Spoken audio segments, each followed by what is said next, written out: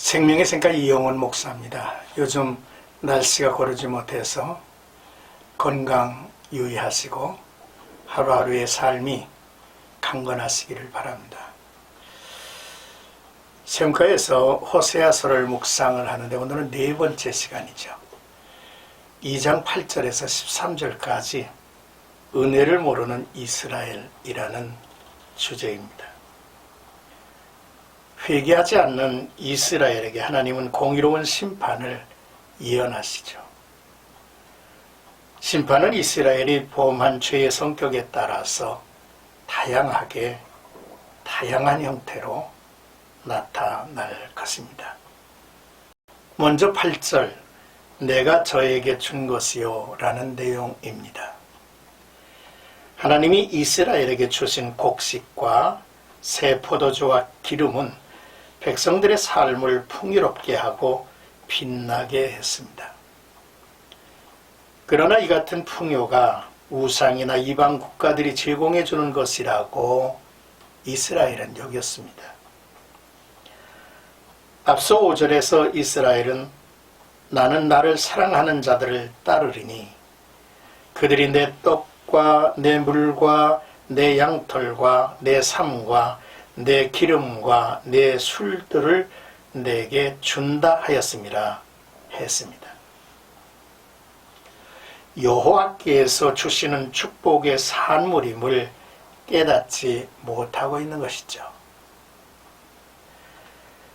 또한 이스라엘이 바알을 섬기며 쓴 은과 금도 하나님이 더하여 주신 것입니다. 하나님이 주셔서 누리는 풍요를 우상을 위해 사용한 것이죠.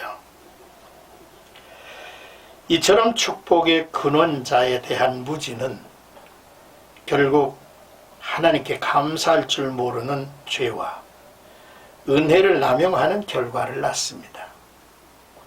은혜를 은혜로 알고 살며 바울처럼 내가 나 되면 하나님의 은혜라고 고백할 수 있어야만 합니다.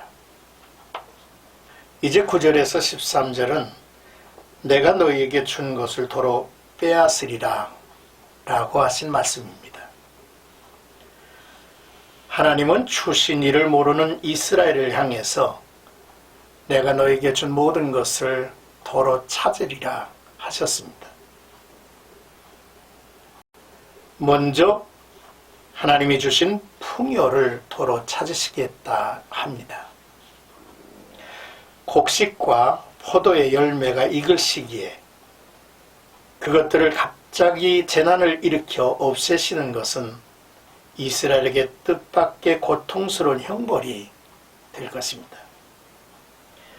양털과 삶, 역시 하나님께서 이스라엘에게 주신 것으로 그들의 벌거벗은 몸을 가리는 의복을 의미하죠. 이것을 빼앗는다는 것은 이스라엘을 비참한 가난과 절대적인 빈곤에 빠뜨리시겠다는 암시기도 하죠. 흉년이든 아니면 외적의 침입이든 간에 이스라엘에게 저주와 형벌을 내리신다는 선언입니다. 본절은 땅의 소산을 주기도 하시며 빼앗기도 하시는 분이 바로 여호와이심을 분명하게 보여주는 것입니다. 이스라엘의 비극은 그들이 연모하던 우상과 열국에게 조롱을 받게 될 것이라 했습니다. 즉 하나님을 버리고 악한 세상을 사랑한 이스라엘은 하나님의 징벌을 받아 도리어 세상 앞에서 수치를 드러내게 된다는 것이며 더욱 불행은 이들을 도울 자가 없다는 것입니다. 이스라엘의 소망이 완전히 끊어졌음을 의미하죠. 오직 구원은 하나님에게만 있습니다. 둘째로 모든 종교적 예식과 절기가 폐하여질 것이라 하셨습니다. 이스라엘이 누리고 있는 기쁨과 즐거움은 유월절, 오순절, 장막절이며 이스라엘이 여호와의 긍휼을 기억하며 기뻐하는 날입니다. 월삭은 매월 초에 지키는 원래 절기로 나팔을 불고 제물을 바치는 날이죠.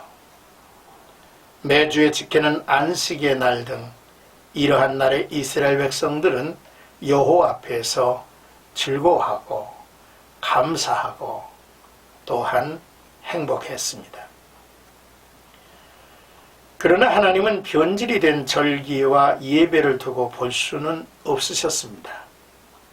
기쁨과 즐거움의 날이 애통과 고난의 날이 되도록 하시겠다는 거죠.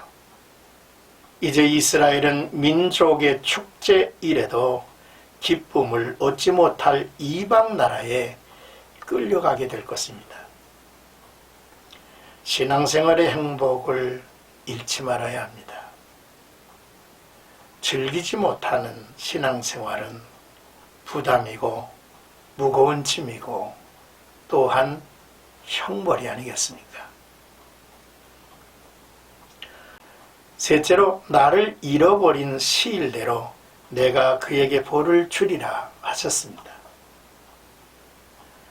이스라엘은 나라를 잃고 버려질 것이라는 예언이죠.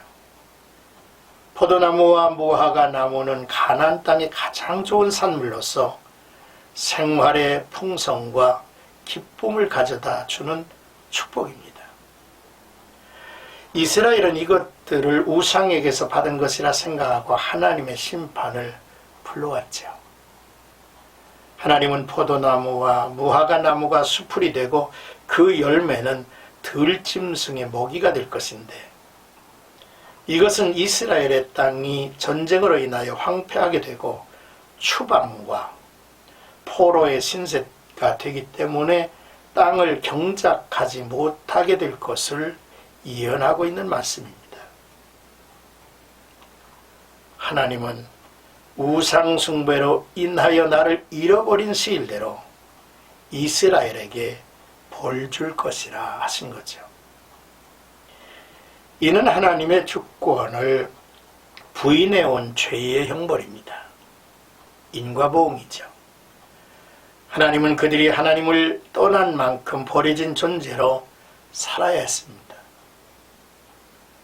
이 같은 징벌의 날을 줄이는 것은 속히 회개하고 돌아오는 방법뿐인 것이죠.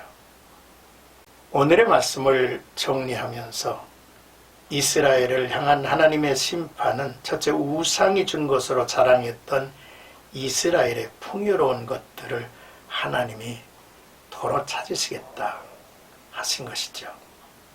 둘째로, 모든 종교적 예식과 절기가 폐하여질 것이라고 했습니다.